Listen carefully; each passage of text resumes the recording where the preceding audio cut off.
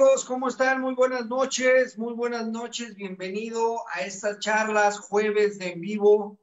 Aquí en mi página soy su servidor, el licenciado Isaac López Medina, ya me conocen.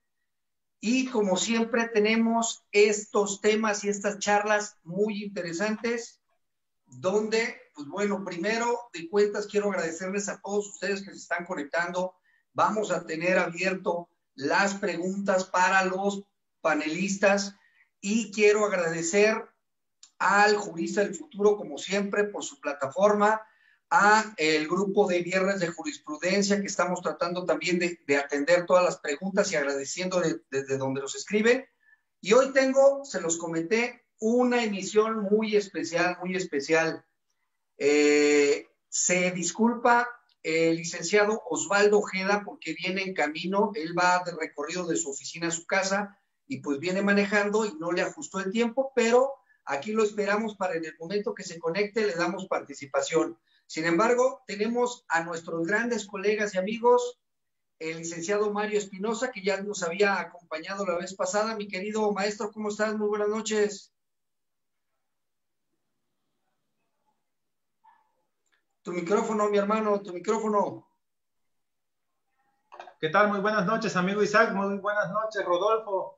Ahí un saludo al amigo jurista del futuro que nos apoya siempre con su plataforma tan importante y a tu página, amigo Isaac. Y pues esperemos que se sigan conectando y este tema va a estar muy bueno porque precisamente es el aseguramiento de vehículos que realiza el Ministerio Público y pues es un tema que da para platicar bastante, ¿no? Y esperemos que al final del día se lleven algunas propuestas, algunas situaciones para que puedan en un momento dado promover y obtener resultados favorables.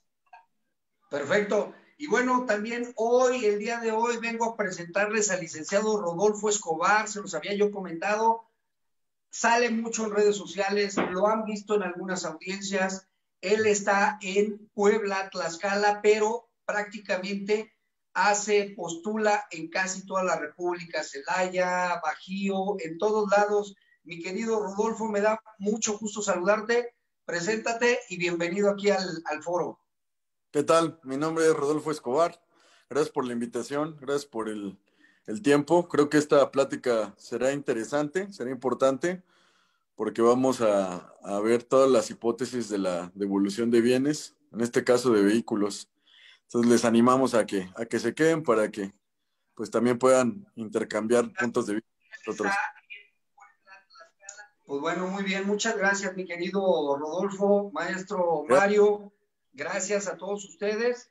Y vamos a iniciar con el programa, con este tema, el aseguramiento de vehículos por parte de la gente del Ministerio Público. Yo creo que todos nos hemos visto involucrados en algún choque, en algún incidente vial. Y pues obviamente existe el aseguramiento cuando no se llega a las partes, cuando no se llega a ese fin de llegar a un acuerdo entre las partes, aseguran los vehículos y es a veces un martirio para las partes, para las personas que se encuentran involucradas en la devolución de su vehículo, en la devolución de su patrimonio. ¿Por qué? Por muchos factores. Puede ser factor para acreditar la propiedad, que a lo mejor no lo tienen actualizado, como en algunos estados te lo piden. Otros no cuentan con los documentos idóneos para acreditar la propiedad o la posesión. Y aparte, lo que vamos a ver aquí es también los trámites que tenemos que llevar ante la gente del Ministerio Público, las diligencias, todos los dictámenes para que te lo entreguen, que a veces se hace eterno este trámite. Mi querido Mario, ¿cómo ves este tema que obviamente también reconocer que nos sugeriste? Sí, amigo, pues fíjate que es un tema muy interesante y hay un detalle aquí, ¿no? Generalmente los clientes vienen de una situación, precisamente vamos a hablar del tema de los delitos culposos en general y creo que el maestro Rodolfo va a tocar ahí otros temas, pero el cliente por lo regular llega a tu despacho, a tu oficina y te dice, fíjate que tuve un accidente, inclusive puede ser la víctima o puede ser el imputado porque aún no se ha determinado la responsabilidad, ¿no? Claro. tuve un accidente y pues me golpearon mi carro y casi me lo deshicieron, ¿no? Y entonces, pues vengo a que me apoyes a ver cómo le podemos hacer, o ¿sabes qué? Es mi camioneta, es mi única fuente de trabajo y me la golpearon y pues no le pasó gran cosa, pero ahí está asegurada por el Ministerio Público. Entonces, pues yo lo que requiero es que me la devuelvan, ¿no? Entonces ya tú empiezas a analizar el asunto y te das cuenta de que pues sí es un martirio, ¿no? Y solamente, como siempre lo he manejado, siendo proactivos, impulsando el proceso, es como vamos a obtener resultados favorables. Pudiera ser que pensemos que podemos promover un juicio de amparo, pero respecto de ese tema, pues muchos criterios de los jueces o la mayoría, en el caso de los que yo he manejado, es que se actualiza una causal de improcedencia del 61 fracción vigésima, me parece, que precisamente el principio de definitividad, que hay que agotar el recurso innominado del 258, que es una audiencia de tutela de derechos. Pues esa sería la introducción para no abundar más en el tema y lo iremos desarrollando poco a poco. Sí, claro que sí. Pues sí, mi querido licenciado Rodolfo, tienes una vasta experiencia, has tenido muchas audiencias de control. ¿Cómo te ha ido con este tipo de asuntos en la devolución? Lo que comentábamos hace unos momentitos antes de entrar al aire, y pues todo tuyo aquí los micrófonos para que te manifiestes. Gracias. Pues yo creo que hoy en día el juez federal fue reemplazado por el juez de control. Antes había un control concentrado en la Constitución, hoy hay un control difuso. Dice el artículo primero: todas las autoridades en el ámbito de sus competencias deberán promover, respetar, preservar y garantizar los derechos humanos contenidos en la Constitución y los tratados internacionales en que el Estado mexicano sea parte, bajo los principios de universalidad, interdependencia e indivisibilidad. Entonces, esto obliga a que los jueces de control actualmente pues rijan toda la investigación. Hay cosas, el control judicial no nada más se aplica a los vehículos, se aplica a actos de investigación determinados. Por ejemplo, está el artículo 111 sobre restitución de bienes, y está este particular del que vamos a hablar, que es el artículo 239 y 240 sobre el control judicial para la devolución de vehículos. Hay muchas hipótesis que pueden ocurrir aquí. Y yo tengo pues algunas audiencias, sobre todo, por ejemplo, en Puebla, en Tlaxcala, en otras entidades federativas donde los criterios de los jueces son distintos, son diversos. A mi parecer, creo que el artículo 239 dice que este tipo de audiencia de control judicial es para delitos culposos relacionados con tránsito de vehículos. Entonces, pareciera que solamente esta audiencia de control judicial pudiera ser solamente para cuando son delitos culposos relacionados con tránsito de vehículos, no para la generalidad. Pero el artículo 16 constitucional dice: nadie podrá ser molestado en su persona, papeles ni domicilio si no es en virtud de un mandamiento judicial que funde y motive la causa legal del procedimiento. Entonces, desde esa lógica, y si ponemos como premisa mayor que la garantía constitucional es que solamente un juez puede dictar una determinación que afecte a tus bienes, lo contrario es que el Ministerio Público no lo puede hacer. Ministerio Público debe notificarlo inmediatamente al juez de control, es mi opinión técnica, cuando asegura vehículos, cualquier tipo de vehículos. Él no los puede tener de manera pues indefinida. Discrecional. Claro, ahí porque la orden pues debe ser una orden judicial. Particularmente, por ejemplo, cuando se trata de vehículos robados o vehículos que se encuentran relacionados con un fraude, con el Ministerio Público ya hizo una determinación en el sentido de asegurar un vehículo. Allá hay una orden en Plataforma México que va a facultar al policía pues municipal, al policía de tránsito: si te ven, te van a quitar el vehículo, y es una inminente orden de restricción a tu propiedad. Sin embargo, aquí ocurren pues dos circunstancias, ¿no? Pudieras decir, y también lo dijo el abogado Mario Espinosa Álvarez, dice: voy al amparo, hay un mecanismo ahí que es la figura de la suspensión, pudiera hacerlo más rápido, pero ¿qué pasa? El artículo 20 constitucional o apartado C, fracción séptima, y también tocó algo relacionado al abogado Mario, dice: la posibilidad de impugnar este tipo de omisiones en la investigación por parte de la víctima. Y si eres imputado, y si todavía existe la determinación, porque pareciera que el Ministerio Público espera solamente un peritaje de causalidad vehicular para decir quién es el imputado y quién es la víctima, pero a veces las circunstancias son muy lógicas. Entonces, no tienes legitimación, también me ha ocurrido, ¿no? Que te dicen que no tienes legitimación. Entonces, aquí surge un interrogante: ¿quién es la persona legitimada para instar la acción judicial? Ahí dice, quien resulte, tienes que acreditar que eres propietario o poseedor del vehículo, dice el artículo 237, vinculándolos de forma hermenéutica, ¿no? Los requisitos, ¿cuáles son? Que el vehículo no tenga reporte de robo, que el vehículo esté relacionado con otro hecho delictivo, que se hayan dado la oportunidad de hacer las partes, ¿no? Y que no exista oposición fundada para hacer la devolución por parte de terceros o de la aseguradora. En este sentido, por lo que me estás comentando de qué me ha pasado, pues me han pasado un montón de cosas relacionadas, por ejemplo, como dice en primer lugar el maestro Mario, con si estás legitimado, si eres propietario y puedes incoar la acción judicial, si nada más es con motivo de tránsito de vehículos, esta audiencia de control judicial. Ahora, para, por ejemplo, un caso muy particular, me gustaría ponerlo en ponderación de todos ustedes. La factura es algo increíble, que ocurre en todo México y que el Ministerio Público siempre de cajón para acreditar la propiedad te dice que tienes que llevar la factura, pero yo discrepo de ese criterio, porque la factura es un documento fiscal solamente que genera obligaciones fiscales, y dice la jurisprudencia de la Corte, dice, es un indicio. El contrato el documento jurídico por excelencia sería el contrato de compraventa, y la factura sería un indicio. ¿Por qué? Porque se practica en la práctica consuetudinaria que la factura se endosa, y vas a la Ley General de Títulos y Operaciones de Crédito y solo los títulos de crédito se pueden endosar, no las facturas.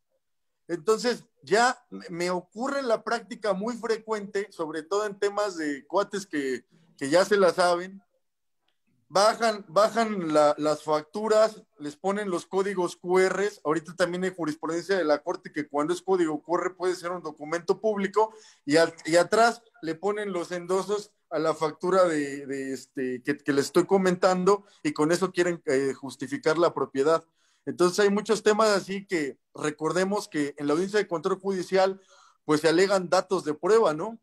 Realmente pues si el abogado es hábil y todo depende de la razonabilidad de los argumentos que expongan las partes.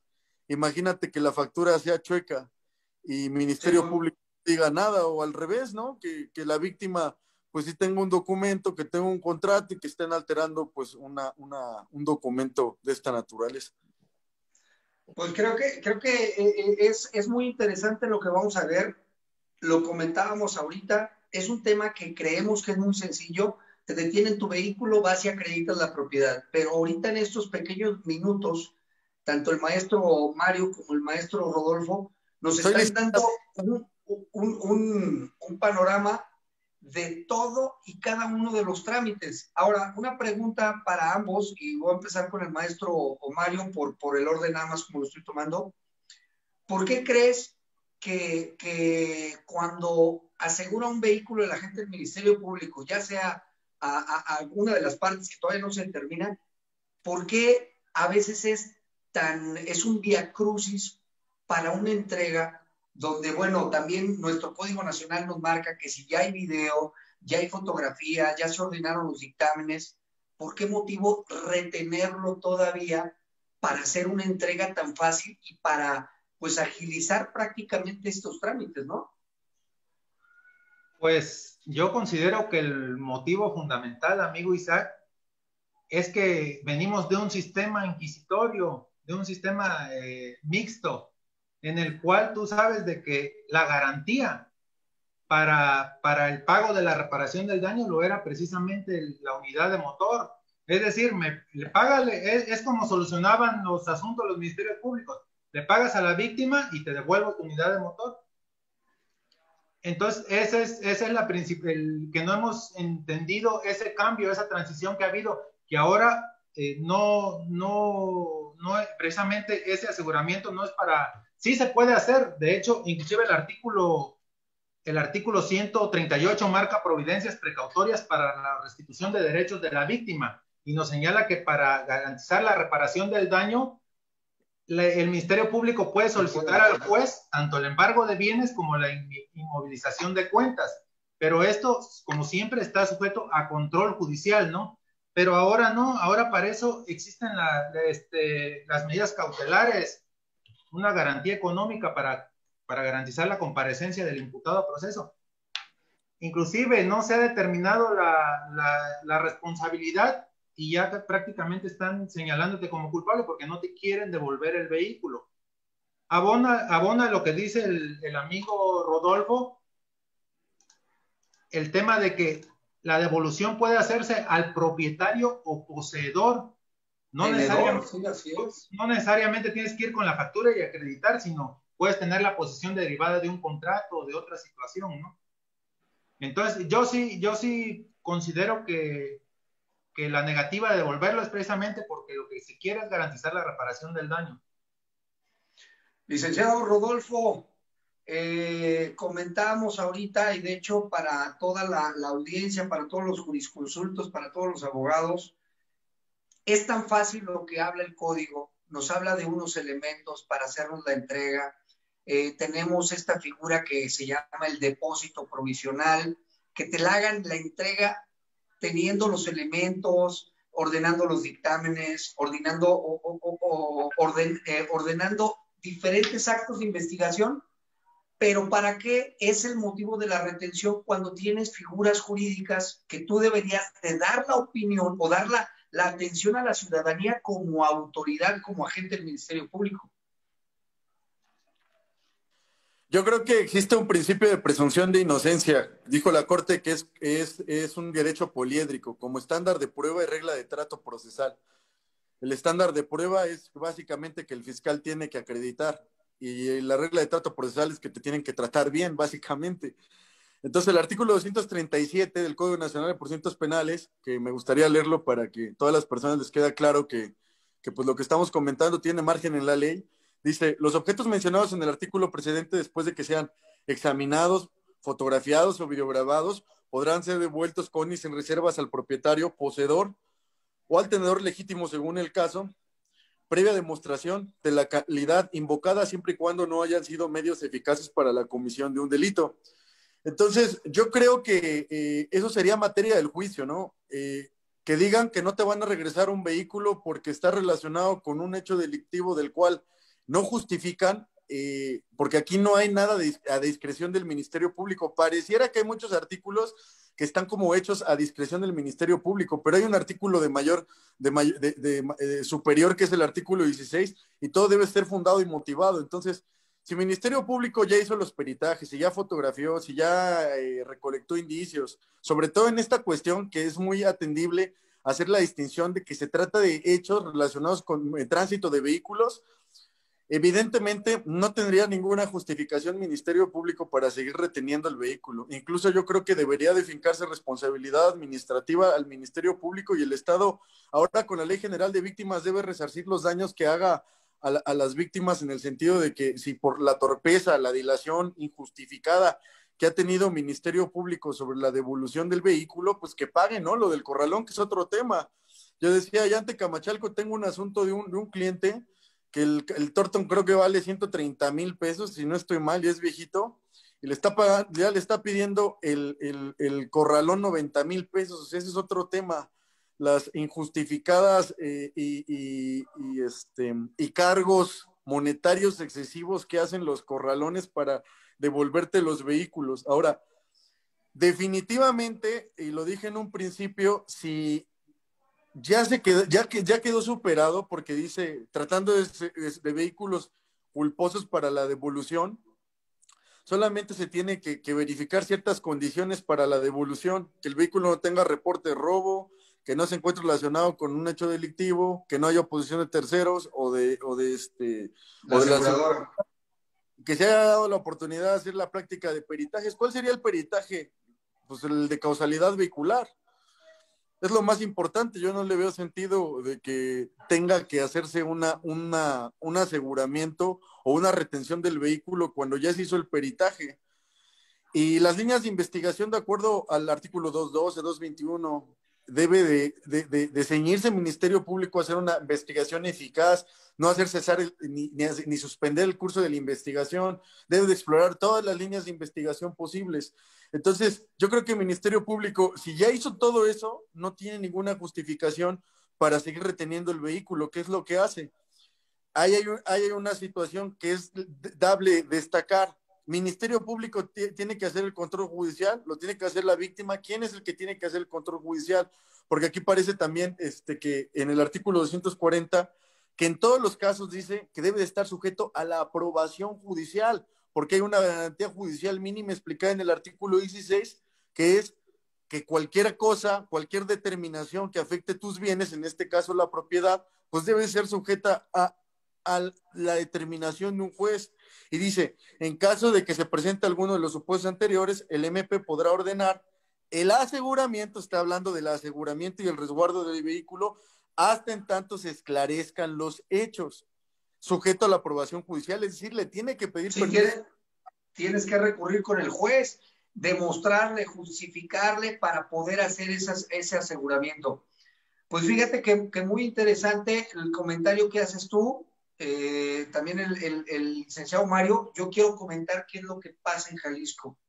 En Jalisco durante mucho tiempo hubo, hace, no sé, una década, un poquito más, hubo un apogeo, no sé si recuerdan, de vehículos que eran remarcados con reporte de robo, que a veces presentaban unos amparos y podían andar circulando. Entonces la Fiscalía de Jalisco determinó que todo el vehículo que cayera a Fiscalía o estuviera asegurado, se le realizara el dictamen de identificación también. Entonces, aquí ha conllevado que también ese dictamen pues se tarde porque también supera el trabajo de los peritos para realizar esos dictámenes. Entonces, estamos sujetos a que se ordenen esos dictámenes, a que a lo mejor el primer respondiente que ordenó o debe de ordenar los oficios o las prácticas de estos actos de investigación no se realizaron. Entonces, vuelves a solicitarla, acreditar en la entrevista, acreditar la propiedad, y desde ese momento se empieza a generar otro nuevo oficio para acreditar o solicitar esa identificación del vehículo. Entonces, creo que estamos, si mal no, yo quiero hacer una interpretación, el código es muy claro, las hipótesis son muy simples, sin embargo, tenemos un aparato burocrático que nos obliga por la carga de trabajo a estar reteniendo muchas veces los vehículos. Y obviamente, pues como abogados combativos, como abogados representantes de nuestros clientes, empezamos a generar acciones, como tú bien lo comentabas, licenciado Mario, realizar actos combativos jurídicos y legales a tratar de encontrar la solución inmediata al cliente, ¿no? Sí, es correcto lo que manifiestas, amigo Isaac, y por eso estamos aquí en esta plática, ¿no? Porque realmente queremos darles a saber, transmitirles a las personas que no se han topado con este tipo de situaciones, el cómo proceder ante ello, ¿no? Y pues ¿qué se tiene que hacer?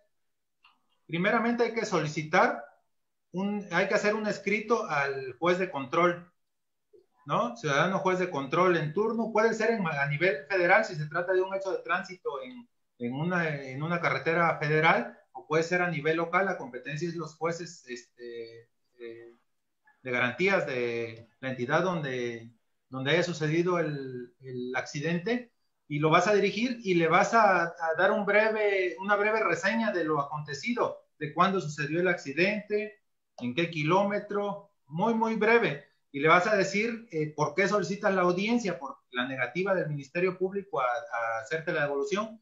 Entonces ahí es donde ya va a iniciar un expediente, se va a generar un expediente y se va a citar audiencia. Esto es lo que debería de ser. A nivel federal me he encontrado con la situación de que los jueces pretenden hacer como por escrito todo. Piden informes al Ministerio Público, le dicen que el informe sí es cierto, le vuelven a girar otro escrito, otro oficio, en donde les dicen que cuáles son las razones por las que no lo ha devuelto. El caso Entonces, de que ahí te llevas... Sí, amigo. Sí, estoy escuchando. Entonces, prácticamente quieren manejar el proceso por escrito, ¿no? Ahí tú le tienes que volver a presentar otra promoción y decirle, ciudadano, juez de control, yo ya solicité audiencia y solicito se fije fecha para ello, y ahí se va a debatir sobre las cuestiones y para preparar tu audiencia, ¿qué es lo que vas a hacer? Precisamente verificar los supuestos del 239. ¿Qué le vas a manifestar al juez de control? Ciudadano juez de control, mi vehículo, el del cual estoy solicitando la devolución, no tiene reporte de robo. Tampoco se encuentra, según el oficio tal, ¿no? Porque ahí tienes que citar los antecedentes de la carpeta de investigación. Con dato de prueba, sustentar lo que vas a decir. El vehículo no se encuentra relacionado con otro hecho delictivo. La otra parte ya tuvo la oportunidad de practicar los peritajes necesarios. Además, hay algo muy importante. Dice que no existe oposición fundada para la devolución por parte de terceros o de la aseguradora.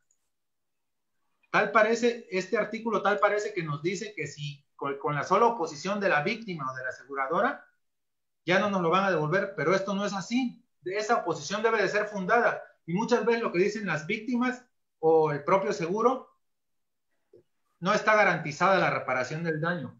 A ver, esa es otra situación. La reparación del daño, como ya lo dijimos, se puede hacer mediante una providencia precautoria. El embargo de bienes, la inmovilización de cuentas, es otro supuesto.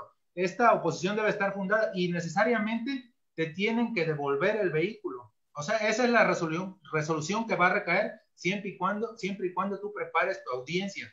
Hay que también, ¿qué es lo que tiene uno que verificar? Que se cite a la víctima, porque muchas veces no se cita a la víctima, no sé por qué, tal vez por omisión o cuál sea el fondo, no se cita a la víctima, y si tú no te cercioras de que quedó debidamente notificada, te van a volver a diferir la audiencia, y ahí te vas a otro tiempo. Y como dice el maestro Rodolfo, el corralón sigue corriendo. Más a nivel federal te cobran arrastre, te cobran demasiado la multa, caro. Muy caras las multas, y el arrastre y todos los movimientos son carísimos.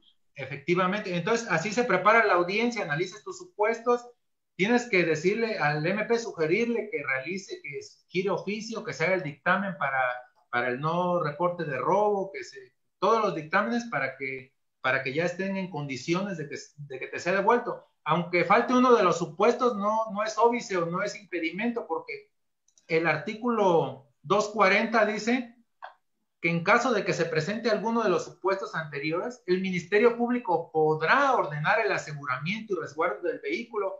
Dice podrá, no dice deberá, ¿no? Entonces, igualmente sujeto a aprobación judicial, porque muchas veces los MPs hacen su acuerdo de aseguramiento, lo fundan y motivan aparentemente, pero no está sujeto a aprobación judicial. Entonces, ¿qué va a hacer el juez de control? Va a echar abajo ese aseguramiento y te va a ordenar la devolución con reservas o sin reservas. Ya eso depende de la manera de postular de cada abogado y de la argumentación jurídica que hagas. Muy bien.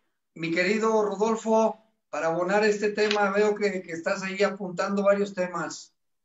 Sí, está interesante lo que dices, abogado Isaac, porque Ministerio Público no tiene por qué hacer acuerdos discrecionales. A mí me ha tocado ver, tú dices, que discrecionalmente tienen una función y tienen una organización adentro de la Procuraduría, es cierto, pero el artículo 2 del Código Nacional de Procedimientos Penales sobre el objeto de código dice que las normas que han de aplicarse a la investigación son las del Código Nacional de Procedimientos Penales. Entonces, con independencia de su ley orgánica, de cómo quieran distribuirse y organizarse, deben observar lo que dice el Código Nacional de Procedimientos Penales.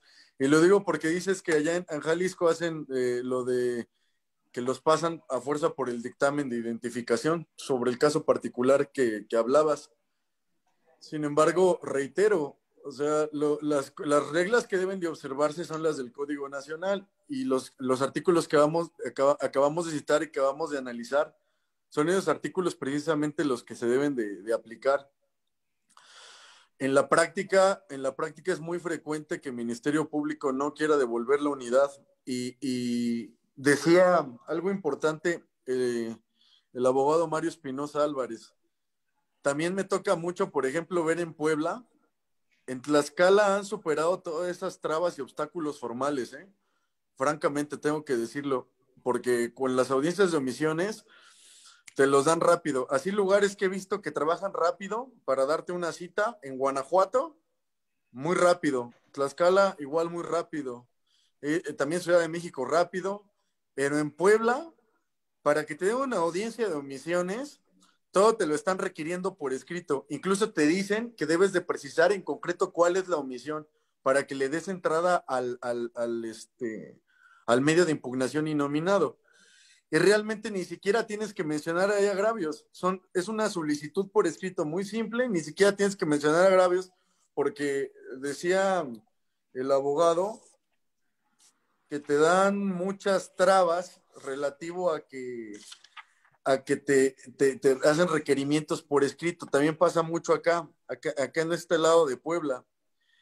Y francamente, de acuerdo al principio de inmediación, a la característica de oralidad que deben de tener los procedimientos penales, al principio también de contradicción, que es un principio que debe de ejercerse en la audiencia, no deberían de estarte requiriendo esas cosas por escrito, lo cual pudiera llevar a la nulidad de todas esas actuaciones procesales, porque están violando estos principios que acabo de decir y la característica de oralidad decretada en el artículo 44 de la ley procesal. Y lo digo ¿por qué? Porque si el juez de control se pone a hacer requerimientos de esa naturaleza, Ministerio Público, pues Ministerio Público le va a informar lo que quiere. Realmente no da la oportunidad a las partes de ejercer ese principio real de contradicción.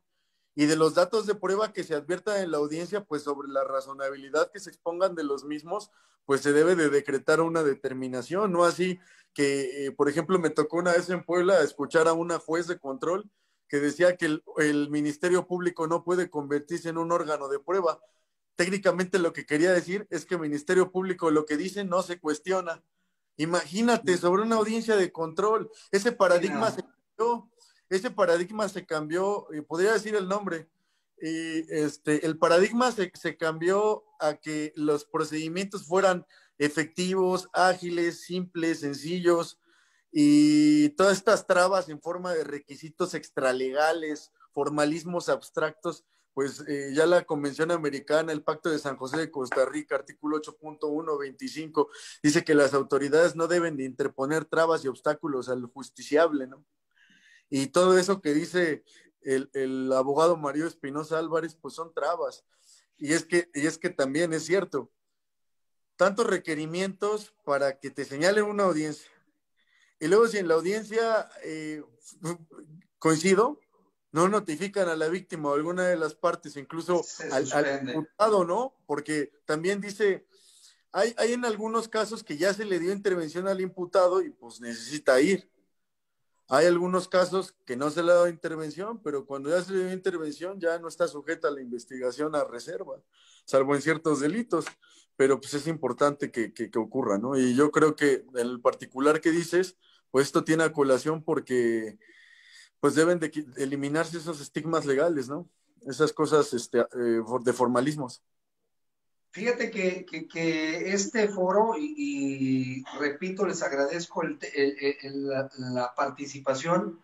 Yo era lo que les comentaba a muchas de las personas. Nosotros como abogados postulantes, todos los días tenemos comunicación con los clientes. Y a veces hay muchos clientes que son muy ávidos de revisar el código, de enterarse, y a veces te llegan y te dicen, oiga, licenciado, pero el código me dice esto. Entonces, yo le comentaba a muchos, el postulante, el abogado que litiga, es un arte, porque tienes que estar con el problema de tu cliente, tratándolo tratar de sensibilizar o de digerir todos los temas que se ven, pero que también en la realidad, en la práctica, porque yo también lo decía, hay muchas cuestiones que se ven en la red que te hablan de cómo es el procedimiento, cómo se incorporan las pruebas, cómo se desahogan esto, pero realmente no vemos el problema de lo que estamos hablando. Un delito, una situación del aseguramiento de un vehículo o la entrega tan simple,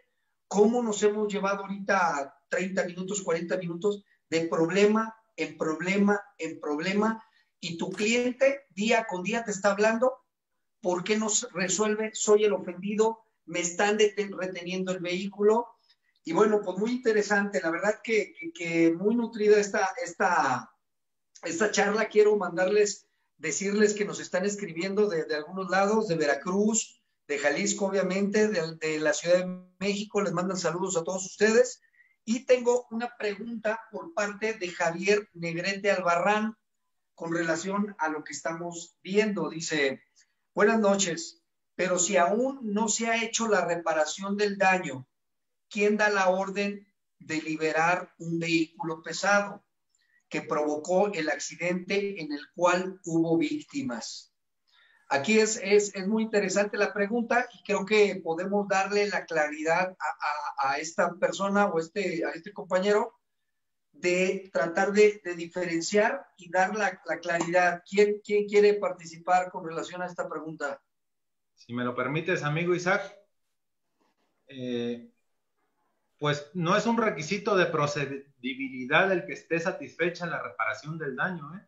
Si tú lees el 240, no viene el supuesto de que se haya realizado el pago de la reparación del daño.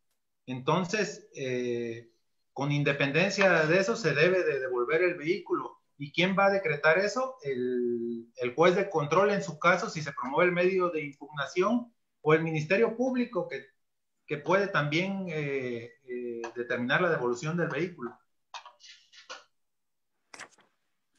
Muy bien. Mi querido Rodolfo, ¿algo que abonar? Sí, es que yo creo que en un inicio también lo tocamos. La reparación del daño es un concepto que trajo la nueva reforma penal. Es un concepto pues integral que tiene que satisfacer Ministerio Público. O sea, un derecho, una prerrogativa constitucional que tiene la víctima es que se le repare el daño. Y eso es de oficio. Ministerio Público lo tiene que hacer el asesor jurídico. Pero no debe confundirse que por el solo hecho de que un vehículo está relacionado con un accidente donde se encuentran involucradas otras personas que tienen la calidad de víctima porque posiblemente pues salieron lesionadas, eso sea un requisito de procedencia para que se les sea devuelto la unidad. Por lo siguiente, porque tocábamos en un primer momento que el principio de inocencia funciona en toda la etapa del procedimiento penal. ¿Cuáles son las etapas del procedimiento penal? Artículo 211 del Código Nacional de Procedimientos Penales, la inicial, la complementaria y la de juicio, la intermedia, ¿no? Entonces, dentro de todas las etapas del procedimiento penal, Ministerio Público lo puede hacer. ¿Cómo lo puede lograr? A lo mejor entiendo la lógica de la persona que pregunta, de que dice, bueno, creo que pudiéramos cobrarnos con el carro o camión, no sé qué dijo. Sí, bueno, sí, un vehículo pesado.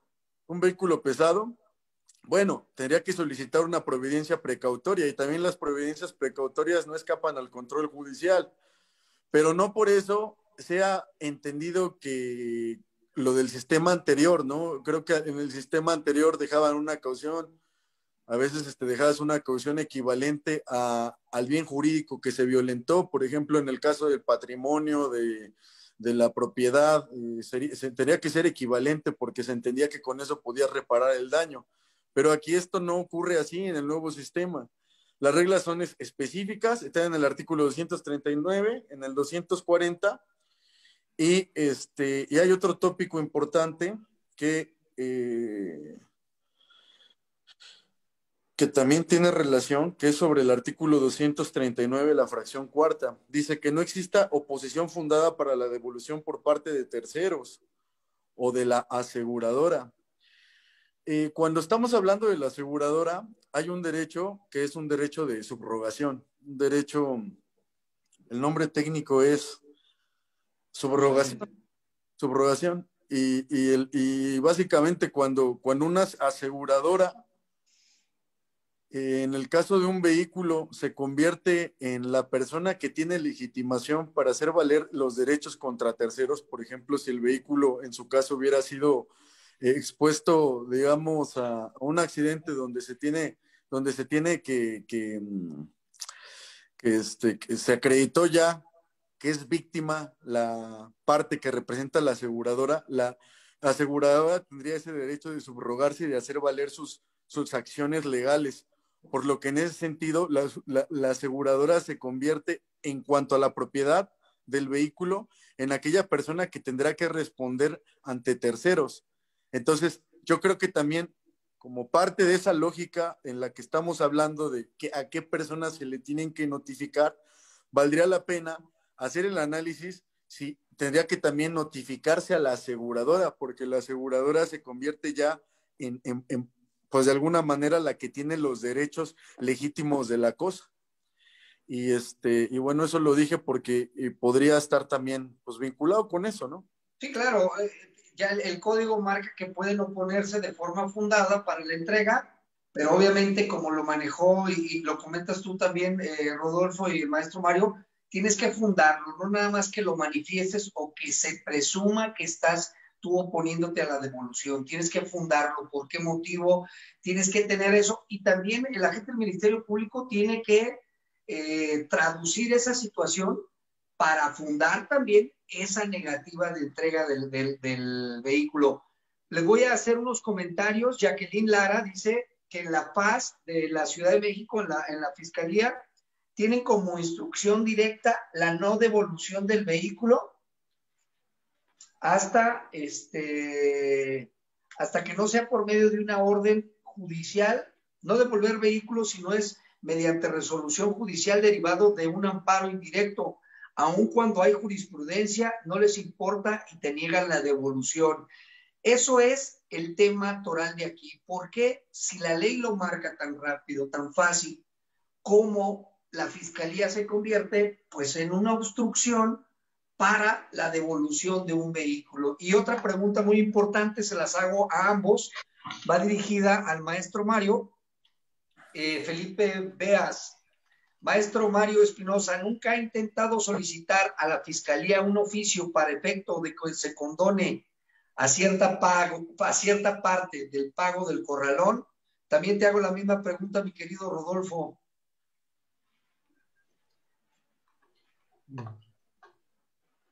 Mario o sí. Rodolfo, quieras, no sé si... Sí, nunca he presentado un escrito, lo que sí es sabido, bueno, más bien los encierros son concesiones que da el gobierno a particulares para que ellos determinen, y muchas veces al arbitrio de los particulares por muchas cuestiones de intereses personales, tanto de policías federales como de muchas cuestiones que no tiene caso tocarlas en este tema, pero prácticamente los particulares concesionados son los que ponen el precio de lo que van a cobrar por día, por arrastre, por maniobra, porque una sola maniobra te puede salir en 100,000 pesos, si un tráiler se va al voladero, 100,000 pesos, depende de la maquinaria que intervenga. Entonces, lo que sí he visto es que hay ciertos abogados que han promovido, la verdad no recuerdo ahorita qué tipo de medio de defensa, pero que les han condonado ese pago de la grúa y del arrastre.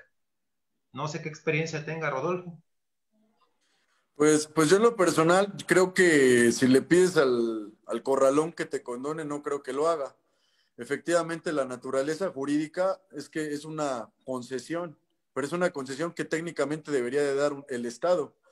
Y hay criterios jurisprudenciales. En el despacho donde yo soy socio, Calva Corro Abogados, hace tiempo hicieron un amparo contra la SOAPAP allá en Puebla, las altas tarifas del agua potable, alegando que era un derecho vital. Y la Corte resolvió y dijo que se logró que no fijara las tarifas y los precios la SOPAP, que fuera el Congreso. A lo mejor algo muy mínimo, pero yo pienso que desde la naturaleza jurídica de la concesión, pues deben de haber precios equilibrados. y precisamente tengo ahí unos procedimientos, la verdad no los he ganado, ¿para qué les miento? Pero ya presenté unas quejas en Profeco y también el amparo indirecto. Creo que también es un acto de autoridad.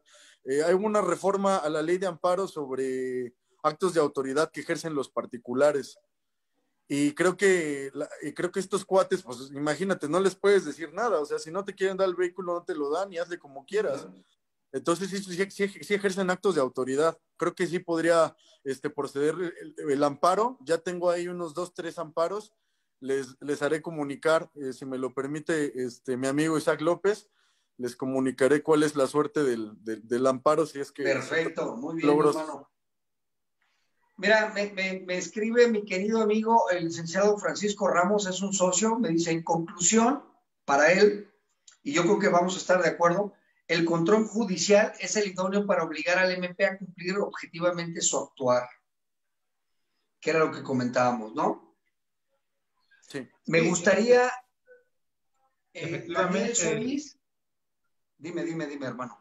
sí, efectivamente, el control judicial y mientras nos sigan negando, seguimos promoviendo, seguimos dándole trabajo más carga de trabajo a la fiscalía porque sabemos que están saturados y pues nosotros como abogados, precisamente en el comentario anterior de si no se ha promovido, solicitado la reducción de la tarifa, pues hay que hacerlo, ¿no? Hay que agotar cualquier medio para sentar precedentes y en su caso poder obtener resultados satisfactorios para nuestros clientes, que es lo que al final de cuentas a ellos nos debemos, ¿no?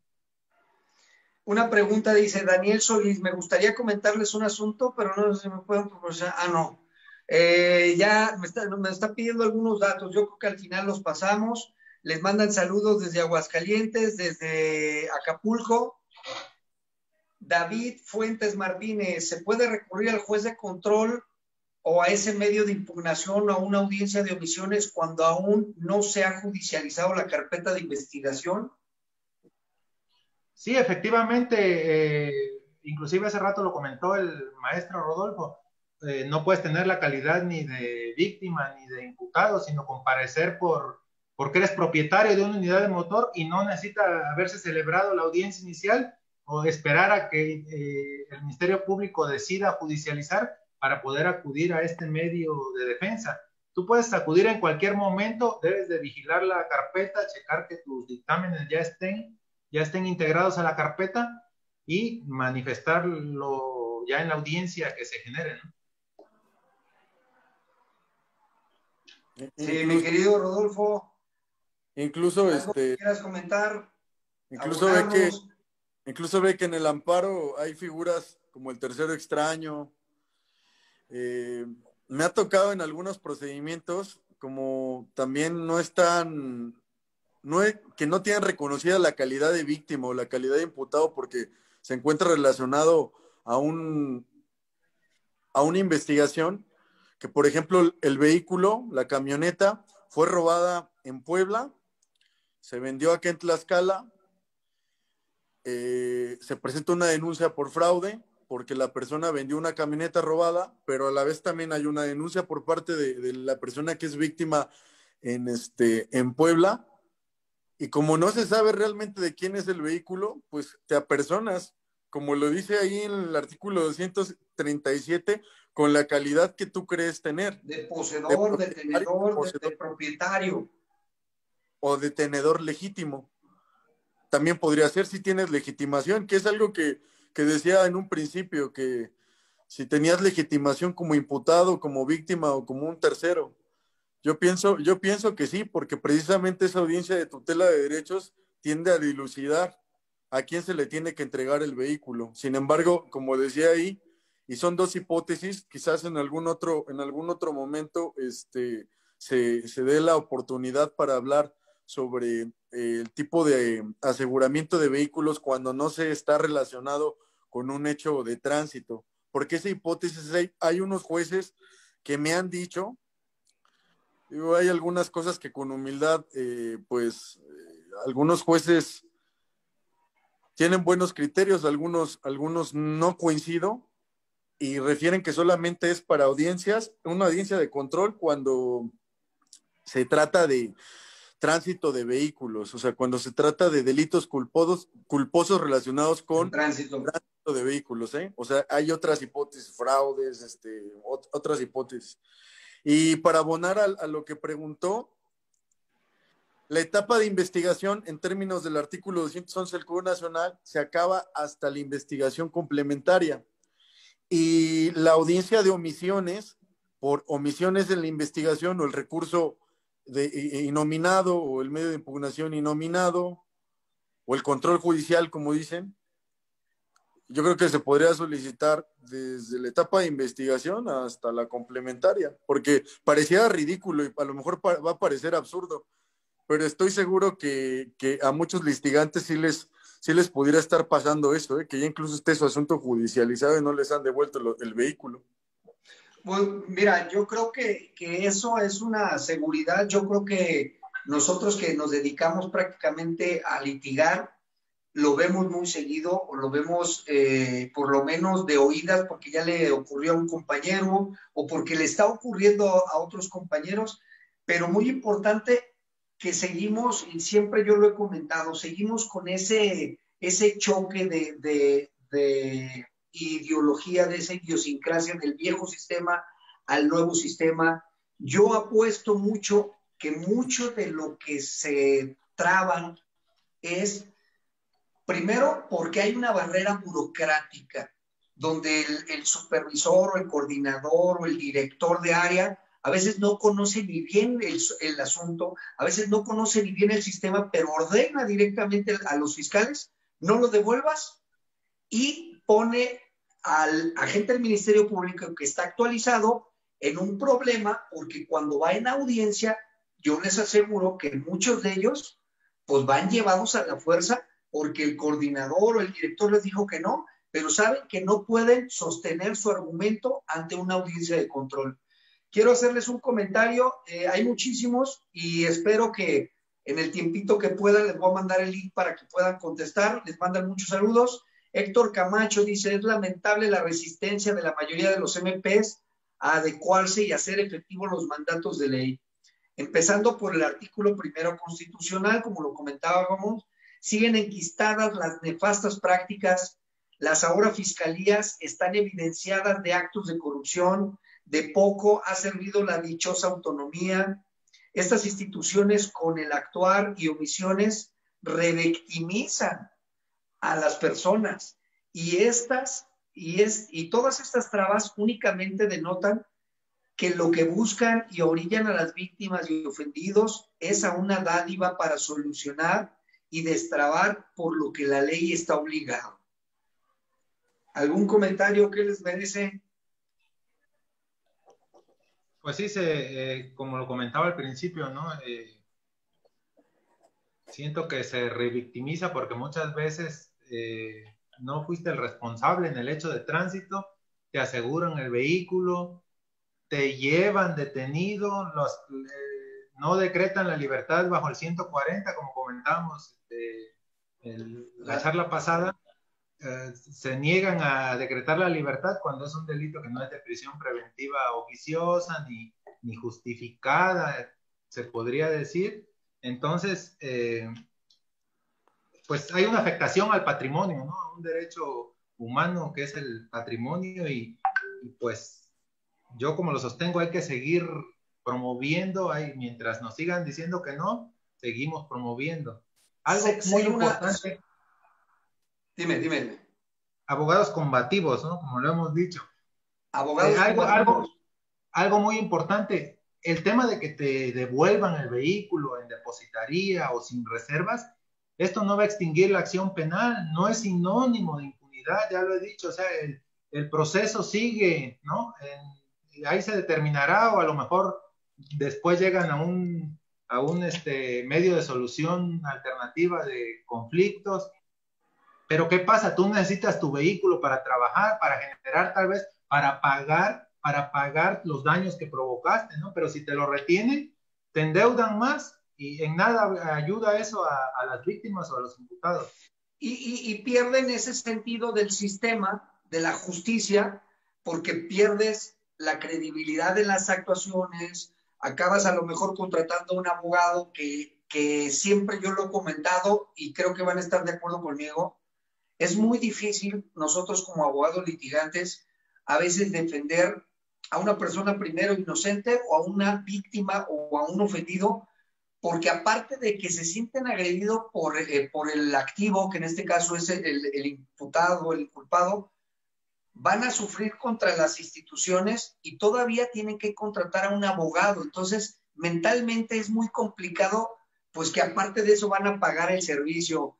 Mi querido Rodolfo, quiero hacerte una pregunta. Aquí hay, a ver si nos puedes ayudar. La señorita Ros Reyes dice, ¿cuál sería una oposición fundada, válida ante un juez de control, ya sea por parte del Ministerio Público, por parte de la víctima o de la aseguradora? Lo que comentábamos de que no nada más que digan, pues no nada más se lo quiero dar. ¿Qué sería un ejemplo de fundar, de decir no lo quiero o que lo entreguen o nos pudieras abonar en algo? Sí, bueno, la cadena de custodia es en términos del artículo 227, es un sistema de control y de registro que se le aplica al producto, a la evidencia, a las huellas, al indicio, al objeto o al producto del delito. Entonces, todo esto surge con motivo de eso. O sea, la cadena de custodia hace eso. Entonces, en todo el apartado de ese conglomerado de artículos se llama técnicas de investigación, también por ahí lo tocaban. Entonces, de acuerdo a eso de las técnicas de investigación, Ministerio Público tiene la obligación de hacer peritajes, de tomar fotografías, de ver si fue un medio eficaz para la comisión de un delito. A lo mejor atropellaron a una persona. Recordemos que el vehículo puede ser un medio eficaz. Entonces, ¿cuál sería una posición fundada por parte de la víctima de Ministerio Público? Pues que no se hayan hecho la práctica de peritajes, porque si le entregas el vehículo y no se ha hecho un dictamen de causalidad vehicular, pues evidentemente habría una posición fundada, sobre todo porque a veces por omisión, negligencia o retardo injustificado de la autoridad ministerial, no hacen eso. En otras hipótesis, a lo mejor, y no es entendible tampoco, porque para eso está la Procuraduría, pues solamente por ahí en Tlaxcala creo que solamente hay 2 o 3 peritos, imagínate, de causalidad vehicular. Y en muchas entidades federativas ha de pasar lo mismo. Entonces, no es obstáculo, no es atribuyble a la víctima tiene el derecho de que se le otorgue justicia, pero pudiera hacer eso. Otra cosa que también pudiera ser una posición fundada de que se le regrese, pues es que tenga, como lo dice la ley, reporte de robo, o que la aseguradora esté pidiendo que no se le entregue porque a lo mejor todavía está pendiente un procedimiento judicial donde tiene que hacer válidos sus derechos de subrogación. Otra posición fundada también es que muchas veces cuando se detienen vehículos, estos también no se fotografían o no hacen la cadena de custodia que técnicamente le correspondería en función del protocolo del primer respondiente. Los protocolos de cadena de custodia debe ser al perito. Cuando llegan al lugar debe ser ahí al perito, sería el de criminalística de campo, si quisieran recoger incluso huellas, a lo mejor el vehículo fue un vehículo donde asesinaron a una persona, hubo pues un homicidio, hay huellas. Yo en Tlaxcala llevé un asunto donde le regresaron el vehículo y el vehículo pues tenía todas las huellas, era todo lo que tenía la escena del hecho delictivo, ese vehículo lo tenía y así se los devolvieron. Imagínate. Tengo otro asunto donde el Ministerio Público, por eso hablaba de la factura, yo creo que ese es un tema bien importante que en otro momento igual lo podríamos tocar, porque tiene margen en materia mercantil, en materia penal. Claro. Cuando quieres exigir la indemnización económica derivada de un siniestro, hay unos cuates de Michoacán que le venden a un cliente un vehículo. El vehículo resulta que, y se está dando mucho, es un caso real.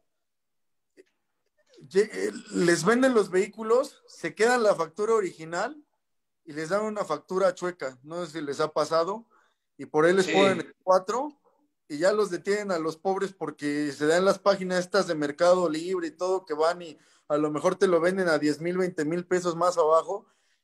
y ya el mismo carro te lo quieren comprar y resulta que ya te están esperando ahí acusando de que tú te lo robaste. O sea, en Puebla, por ejemplo, el delito de que detentes vehículo robado es un problema porque cualquier persona puede denunciar. Sí, Haces una llamada claro. anónima y ya se subió a Plataforma México. Imagínate, ya se llamaba Plataforma México y lo que son pruebas, son manzanas, ya te detuvieron. Pero bueno, ese particular asunto que te estoy diciendo, Ministerio Público les devolvió a estos cuates el vehículo con una factura chueca. Mi representado tenía la factura original y se las devolvió con una factura chueca. Entonces, Ministerio Público, pues tiene la obligación de verificar, no nada más, no sé si les ha pasado, yo veo que llegan con Ministerio Público, les entregan la factura y parece magia. Oye, pero pues, la factura, ¿qué? Haz investigación, ve Sí, si es claro. la factura, o sea, no nada más que te entreguen una factura de dudosa procedencia. Perdón, solicitar información a ejemplo, Secretaría de Finanzas, y que volvemos a un tema de burocracia porque a lo mejor las instancias o la Secretaría de Finanzas te va a contestar en 35 días la contestación, entonces estamos en un círculo vicioso. Pues miren, les manda saludos el jurista del futuro porque son abogados combativos. Les manda saludos también mi querido el marco jurídico de Marco Sánchez, que también es compañero ahí de este grupo. Y ya estamos agotando el tema. A mí me gustaría que nos dieran una reflexión al último ahorita, un último comentario. ¿Qué tips que digan dónde los pueden localizar, que se digan sus redes sociales y que nos digan este último comentario, queridos colegas? Voy a empezar como he estado en el orden, mi querido Mario, maestro Mario. Claro que sí, amigo. Bueno, antes que nada, una oposición fundada ya depende para contestar a la pregunta que realizaron, Gracias. depende de los asesores jurídicos de la víctima también, de cómo se pongan igual de combativos para precisamente alegar esa situación. Una oposición fundada puede ser tal vez estos vehículos que importan de Estados Unidos y que los llevan a Guatemala y que solo transitan de manera temporal por el país. Entonces, si se lo devuelves, obviamente, cuando vuelves a encontrar a esa persona, eso se debe de argumentar y decirle, ¿sabe qué? No se le debe devolver por esta situación y no lo vamos a poder localizar. Y con eso considero que sería una oposición fundada. Aparezco en redes sociales como Mario Espinosa Álvarez. Mi teléfono es 951-128-1003. Estoy a la orden para cualquier duda o comentario que quieran realizarme. Y pues, como siempre, recomendarles, ¿no? Hay que buscarle, hay que seguirle buscando la forma de exigir la justicia porque, pues, desafortunadamente nos encontramos con estas situaciones en las que el deber ser sería que se actuara conforme a la ley, pero desafortunadamente no es así y tenemos que promover. Y pues en cuanto al tema que hoy nos toca, pues ya les dimos los tips, cómo se debe de realizar la petición y pues cualquier duda quedamos a la orden. Muy bien, muchas gracias. Mi licenciado Rodolfo Escobar, ¿algún comentario final, algunas formas donde te pueden localizar? Un comentario final sería que también los jueces de control pues deben de evolucionar su forma de administrar justicia. La Corte ya dijo que se debe de eliminar la estigmatización legal. La forma no puede estar por encima del fondo. Todas estas cosas de prácticas extralegales comunes de los jueces, de formalismos abstractos, pues obstruyen mucho el acceso a la justicia. Eh, Creo que el juez de control sí debería, yo creo que finalmente ya como conclusión, sí debería de sancionar, no solamente administrativamente por conducto del superior jerárquico del Ministerio Público, sino también investigarlo cuando sean casos, por ejemplo, este que te dije que devolvió la unidad a otra persona que no tenía que haberla devuelto, porque todo se maneja con dinero. No sé, yo creo que sin jactancia he promovido alrededor de unas 200 de omisiones y ya me cansé de que algunos jueces, mis respetos, son muy pocos. Ahí por ahí le mando saludos al juez Ángel Aristain. Es un juez que para mí, mis respetos, es un juez muy garantista, derechos humanos, es un juez que le gusta leer, pero así como él hay que para mí son muy buenos jueces, también hay jueces que pareciera que no les importa, nada más gobierna el ego se debe de eliminar ahí en las salas de audiencia, no, somos roles procesales. Y creo que el Ministerio Público pues sí se le debe de sancionar, sobre todo porque debe reparar el daño. Ya lo había dicho, la Ley General de Víctimas ahora obliga a los funcionarios que cometen este tipo de conductas a reparar. El Estado tiene que reparar. No solamente es que les devuelvan los vehículos, o sea, como decía por ahí con la pregunta este abogado, que si se puede condonar, yo creo que sí, debería de ser, porque es una omisión del Ministerio Público, debieran de entregarse los vehículos. Y bueno, me pueden encontrar en mis páginas como abogado Rodolfo Escobar en Facebook. Yo litigo también con un amigo que se llama Israel Calvacorro. Formamos hace algunos años Calvacorro Abogados. También ahí tenemos historia. Todo esto también finalmente, todo esto igual del control judicial lo conocimos porque en la entidad federativa donde yo vivo había una plataforma tecnológica que no los dejaban entrar. No estaba regulado las plataformas tecnológicas y pues ahí con amparos los empezamos a meter.